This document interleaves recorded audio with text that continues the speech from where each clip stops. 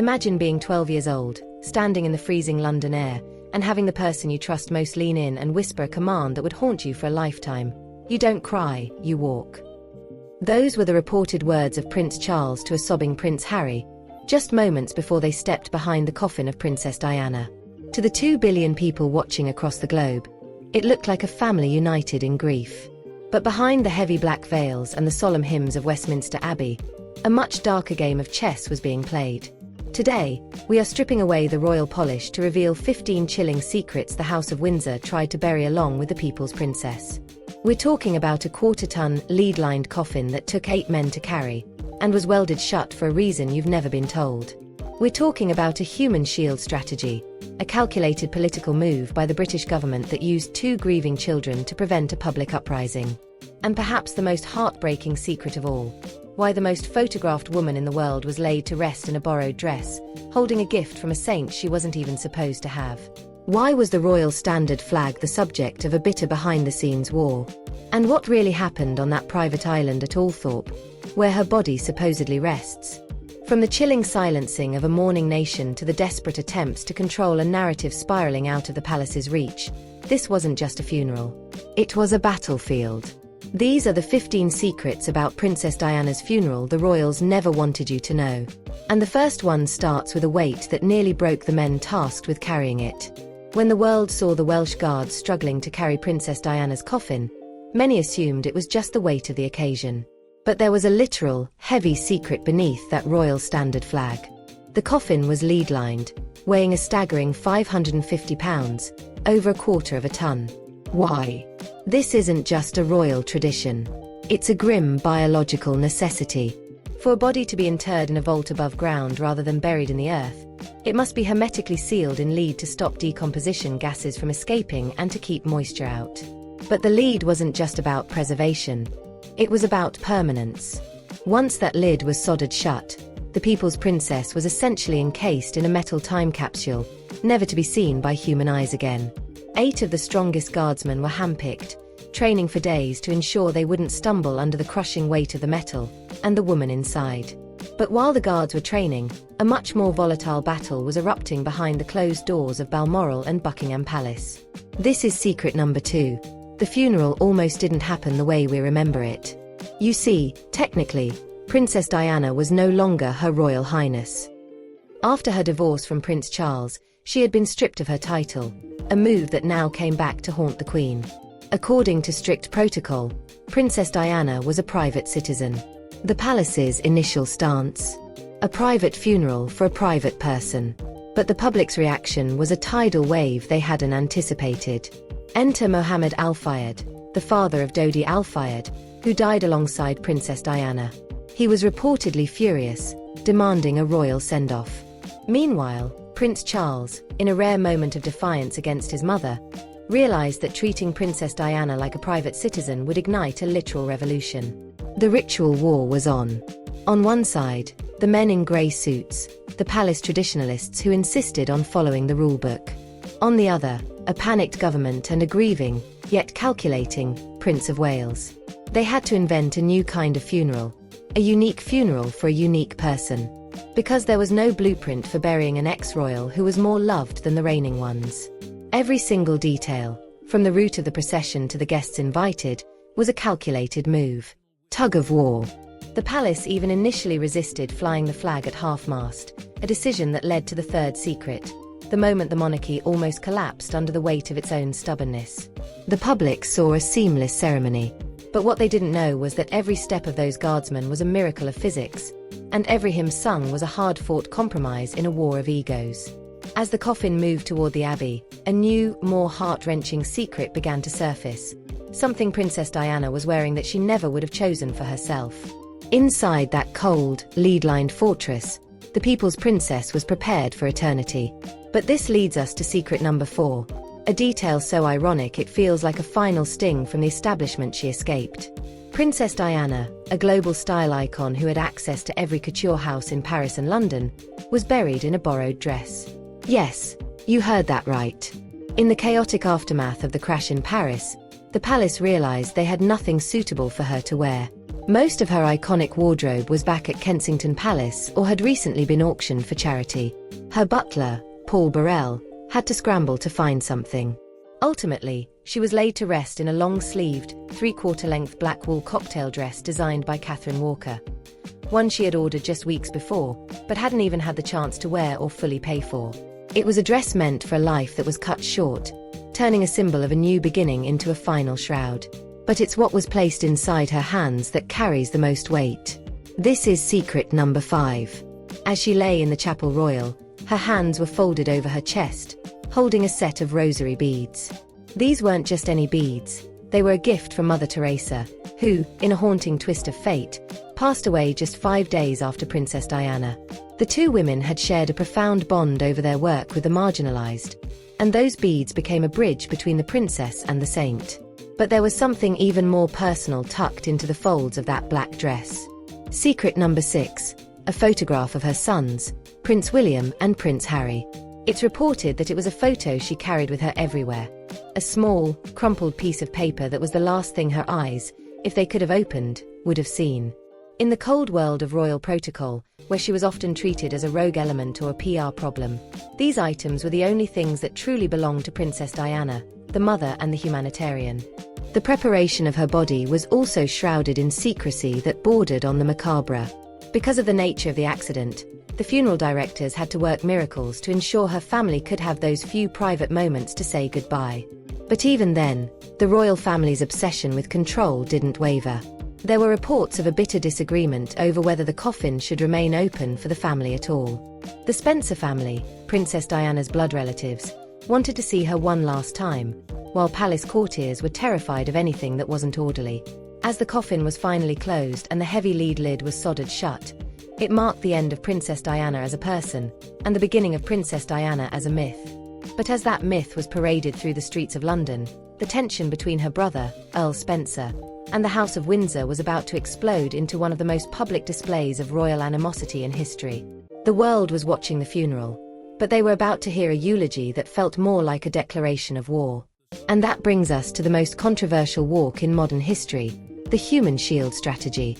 While the world wept on the streets of London, a cold, calculated battle was being waged behind palace walls. This is secret number 7. The funeral procession was not an act of unity. It was a forced march. At the center of this storm was Charles Spencer, Princess Diana's younger brother, a man driven by a singular mission: to protect his sister's memory from the very institution he believed had destroyed her. The most controversial moment of the entire funeral was the 3-mile walk from Kensington Palace to Westminster Abbey. But what the cameras didn't show was the explosive row that preceded it. Palace courtiers, the so-called men in grey suits, insisted that Prince William and Prince Harry walk behind their mother's coffin. They argued it was royal duty. Charles Spencer, however, was horrified. He later described the proposal as bizarre and cruel. He believed that forcing 2 young boys, aged 15 and 12, to parade their private grief before 2 billion people was an act of pure brutality. But then came the political maneuver that remains secret number 8, the human shield strategy. Internal documents and later testimonies suggest that the British government, led by Tony Blair, feared that if the royal family walked alone, the public, already boiling with anger at the Queen's perceived coldness, might boo or even attack the royal procession. They needed the children. They knew no one would throw a stone or shout an insult if 2 grieving sons were in the line of fire. It was a calculated move to use Prince William and Prince Harry as a buffer, to protect the monarchy's image. Prince Philip finally broke the deadlock by asking Prince William, "If I walk, will you walk with me?" It was a manipulation of loyalty that the princes would later describe as one of the hardest things they had ever done. But the real explosion happened inside the Abbey. Secret number 9. Earl Spencer's eulogy was a liturgical hand grenade. As he stood at the pulpit, Earl Spencer didn't just praise his sister, he launched a scathing attack on the royal family. He described Princess Diana as the most hunted person of the modern age and vowed that her blood family would protect Prince William and Prince Harry, ensuring their souls would not be consumed by duty and tradition. The air inside the Abbey turned to ice. The royal family sat just feet away, forced to listen in silence as Earl Spencer effectively accused them of being the architects of her misery. This was unprecedented. In the history of British royal funerals, no one had ever used a eulogy to settle a score. But the most shocking part was the reaction of the crowd outside. As Earl Spencer finished, a wave of applause began at the gates of the abbey and surged inside, a sound that shattered centuries of royal protocol. It was the sound of the people siding with the rebel over the crown. And while the applause echoed, secret number 10 was already being whispered in the corridors. The palace was planning its counterstrike. They were terrified that Princess Diana's funeral had become a rallying point for the Spencers. A moment where the people's princess was being reclaimed by her own family, leaving the House of Windsor looking like villains in their own story. The tension was so intense that many feared the two families would never speak again. But as the procession moved away from the abbey toward its final destination, another mystery emerged.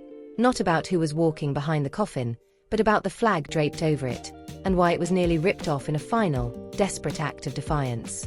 As the funeral procession moved through the streets, a heavy silence hung over London. That silence leads us to secret number 11, the flag war that nearly broke the monarchy. For days leading up to the funeral, the world watched Buckingham Palace with growing fury.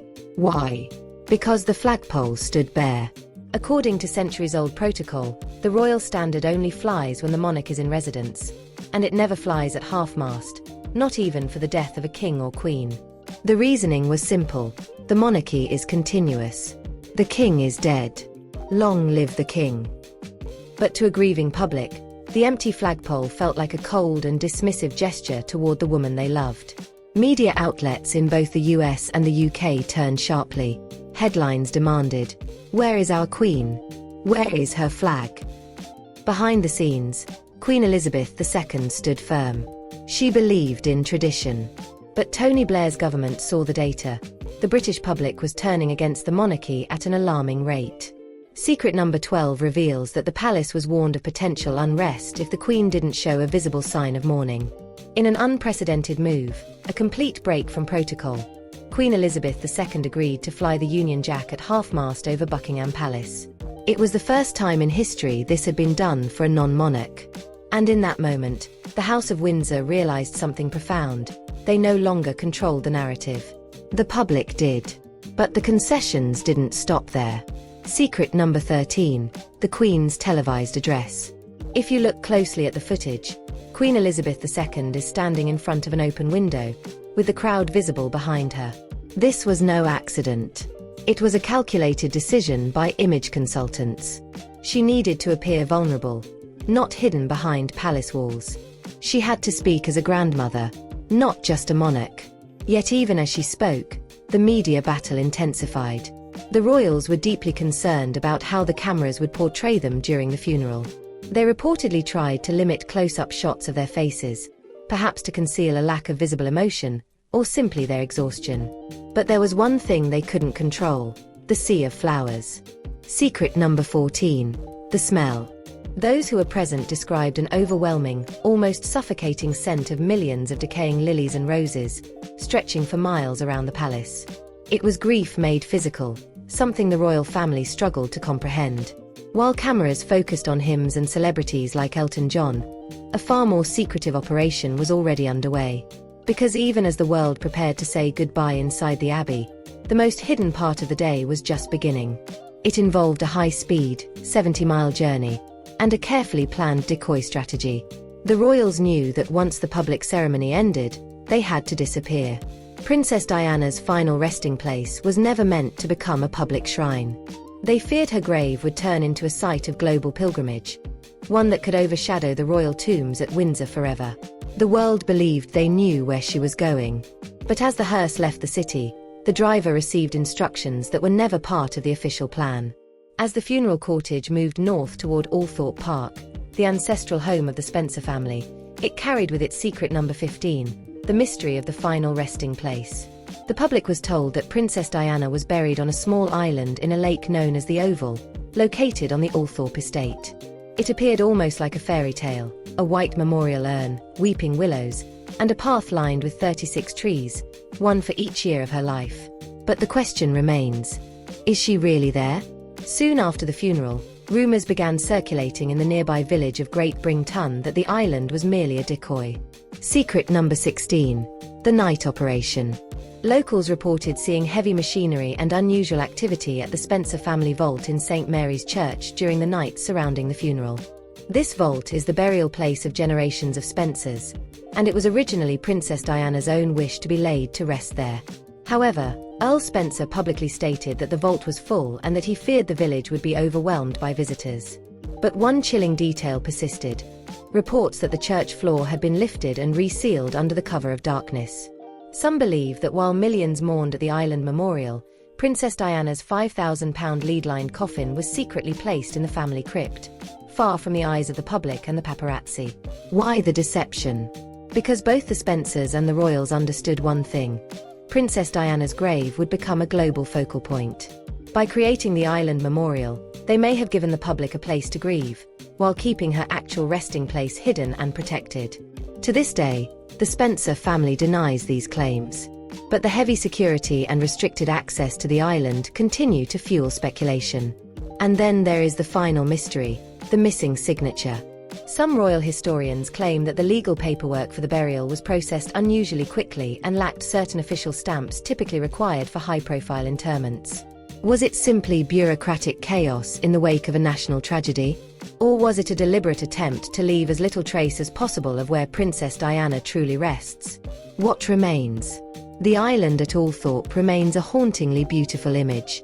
But for those who understand the Spencer family's history of fierce privacy, the idea of her resting on that exposed island, even surrounded by water, doesn't quite fit. The lead-lined coffin, designed for an above-ground vault, supports the theory that Princess Diana may lie within the stone walls of St. Mary's, rather than beneath the damp earth of an island.